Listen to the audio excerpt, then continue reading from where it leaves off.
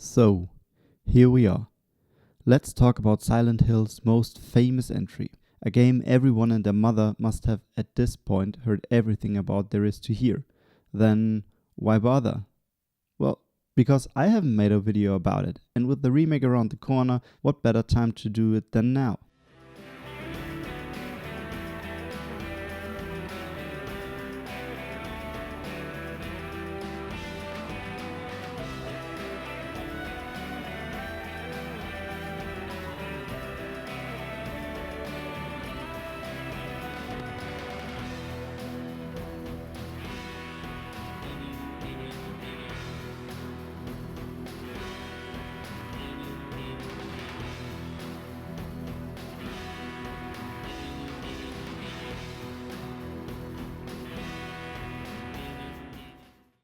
As you will probably know, there is a lot to talk about, which is why Silent Hill 2 is this overanalyzed beast it is today. For this video, I will focus on the video game aspect, everything that makes this a game and if it is worth playing today. Silent Hill 2 is a classic survival horror game. Why classic? Because it plays like an adventure with a horror aesthetic and a little bit of combat sprinkled into the mix. And I mean adventure as in point and click adventure. I will explain this soon enough. We play as James Sunderland, who received a mysterious letter from his late wife. The problem? His wife died 3 years ago. In this letter she asks him to come to Silent Hill and that she is waiting for him. The graphics are, for today's standards, nothing to write home about. Back then they were mind-blowingly realistic. But even though they look dated, they still hold up pretty well.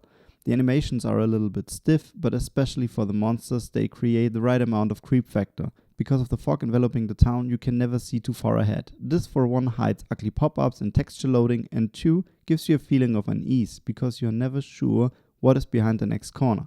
The game plays from a third-person view and James is controlled via tank controls, meaning that on a control stick you can steer James forwards and backwards and make him turn on the spot. Also, it is disconnected from the camera. Instead, it is fixated on James himself. So if you push up on your controller, James will move forward. If you push down, he will move backwards, no matter in which direction the camera faces.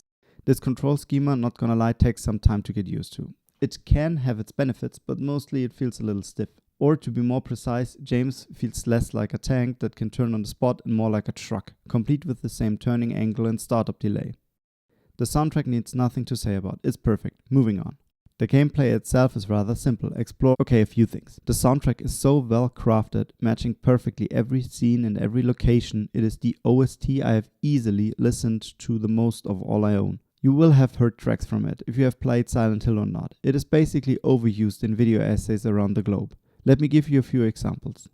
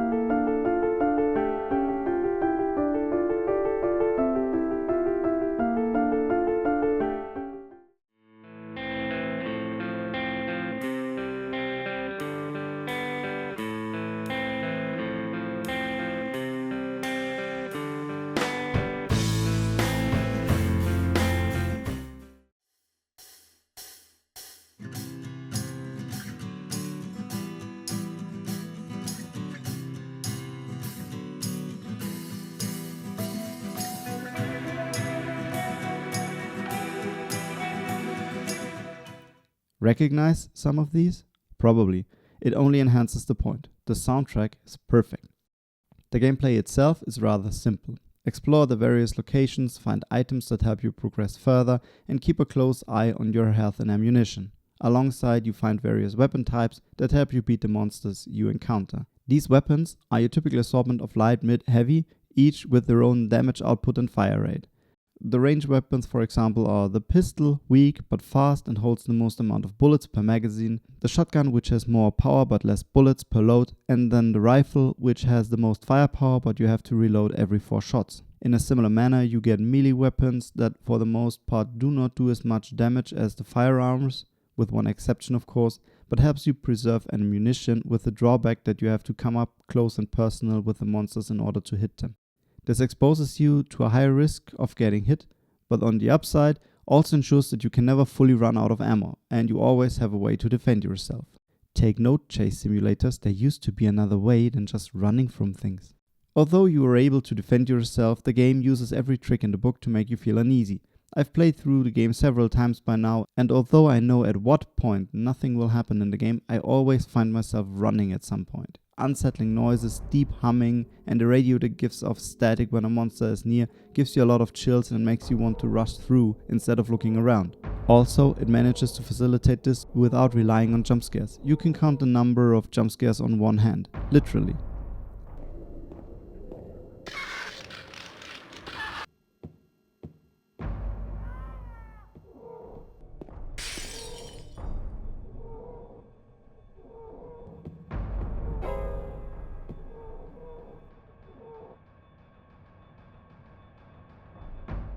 A side note for those who think that the radio warning you about the monsters takes away suspense, you can turn it off at any time.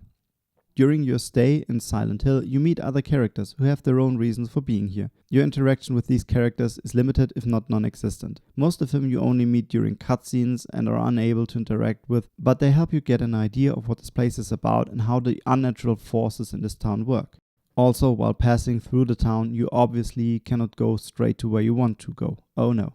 There are several roadblocks that force you to take the long route, that range from small construction signs to freaking chasms. Remember how I said it plays like a point-and-click adventure? Well, here we are now. While traversing through the levels, you can interact with a ton of objects. Well, interact is a little far-fetched. You can walk up to them and then click a button and James will give a comment on what he sees, just like in a point-and-click adventure. This helps with world building and immersion. Like if this at some point really was a living and breathing city with real people. What it also shares with point-and-click adventures is that you collect items, combine them and solve puzzles or reach otherwise unreachable objects. These puzzles seem weird and sometimes feel completely arbitrary, but the game is nice enough to remove every item you no longer need, so your inventory, while not being very organized, always only allows for so many combinations that it is hard to not come up with the solution on the spot. Except for the coin riddle. Fuck that. A neat little feature to make it easier to find stuff is that James will turn and tilt his head in the direction of the spot where you can find something interesting. That ranges from crucial items to ammunition and healing. In every level, you basically have one major puzzle. You need to find a certain amount of items that are all connected to one central object. On the way there, you will find other objects that help you retrieve those major items. All items you can pick up are stored in your inventory, and while we're on the topic, in contrast to, for example, Resident Evil, you have infinite space in your inventory. You will never have to deal with not being able to pick up an item because you're overburdened, or whatever characters say these days. This might stress the realism a little, but since in my opinion the game itself is stressful enough, I am glad I don't have to constantly run back and forth to do item management. And don't tell me that the infinite box teleporting your items around in Resident Evil is more realistic. Speaking of Resident Evil, in order to save your game, you do not need a specific item like the ink ribbon. You can save as often as you like, but not whenever you like. Save spots are indicated by these bright red pages. Honestly, I have always found these to be very strange. I have no clue why they've used this design for the save spots. They stand out, so you can barely miss them, but still, I'm sure there are other ways to facilitate this. In the first game, the protagonist Harry Mason saves by writing down on a notebook that is conveniently laying around.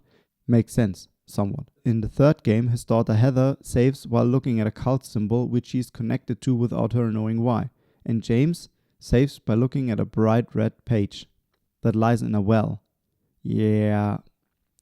So far, I have never seen anyone including that detail in their analysis, so I think this design choice was done out of necessity rather than something specific to the story. If you really want to draw something from it, then the color red stands for excitement, danger and blood, so it is at least a little fitting if you squint just hard enough.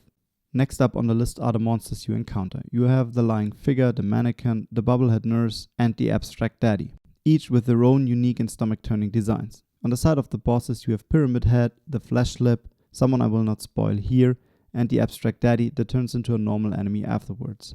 The bosses and enemies serve their purpose, but that is about it. The monsters do not have a lot of variety in their attack patterns. Most of the time they come up to you trying to hit you. Since James is not skilled with weapons, he will miss shots occasionally. You can circumvent this somewhat if you let the monsters get close enough, but that somewhat defeats the purpose of having ranged weapons, doesn't it? Well, yes and no. I found it to be the best strategy to wait until the enemy is close enough, then fire 3 shots, run up to it and stomp it. Ah yeah, you can stomp your enemies in this game, and it's kinda necessary too.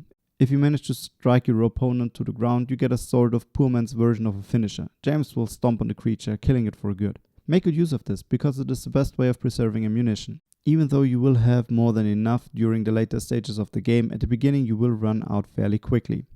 It is very discouraging to come into a room with 3 monsters you have to beat in order to reach a necessary item, only to find you have to rely on hand-to-hand combat. The combat is not the strong point of Silent Hill 2, and most of it comes down to the controls. It is very difficult to accurately line up your weapon. James will auto-aim at an enemy in sight, but getting in and out of shooting mode takes time. You can move around during this, but it feels very awkward, and I never really felt comfortable with it. One can make an argument that this is on purpose, that it makes the game scarier, but I'd say if you cannot make your game scary unless you make it hard for the player to control the character, then you have a whole set of other problems. Fortunately, combat in Silent Hill is limited and never forced on you except for the boss battles. However, and luckily so, Silent Hill does not rely on awkward controls as a scare technique. So, what's my final verdict? Let's be honest here, even if I will piss off a lot of people. Solely as a game, Silent Hill falls flat on several levels. First, the good. The graphics surprisingly hold up relatively well, the models look good, the animations are a little stiff, but compared to other games of the early PS2 era, it can still hold its own. The soundtrack and sound design are, as I already said, perfect. The same can't be said for its gameplay, however. The controls are stiff, the combat is forgettable, and although it clearly is not the focus and more of a tool to keep the player a little on edge, has not aged well at all. Tank controls are a relic of the past, and for good reason. The only positive thing I can say about it is that no matter where the camera points, you always know that pointing forward makes James move forward. Still, I would switch to regular controls any day of the week. The overall point-and-click mechanic is practical and was the standard for survival horror games of that era, and rightfully so. You were forced to engage with the world and explore your surroundings if you wanted any chance of making it out on the other side. It might feel dated by today's standards, but having replayed it, I sometimes miss this approach to horror gaming. Some newer games went back to this style of gameplay and appreciate that, but they lack other parts. No matter, we are here for Silent Hill. So, what is my final verdict? As cheesy as it may sound, but Silent Hill 2 is an experience that is unmatched to this day. One that you can still feel in its full glory. The journey through the ghost town, the story of James that unravels bit by bit, and the conclusion to his journey are still as gripping and fascinating as they were some 2 decades ago. No game in the history of games comes even close to this lightning in a bottle of a game that perfectly encapsulates one vision that shines through in every aspect. Design, exploration, story, pacing, music, characters, everything blends together so absurdly perfect that it is no wonder people hold it up in such high regards. And my prediction is that the remake will not change this. It sucks you in and you dread every step you have to walk through the city of Silent Hill. But if you persevere, you will come out the other side a changed man. Well, at least if you happen to have a PS2 and an original copy of the game. Unfortunately, the final version of Silent Hill 2 has fallen victim to a lackluster archiving strategy on Konami's part.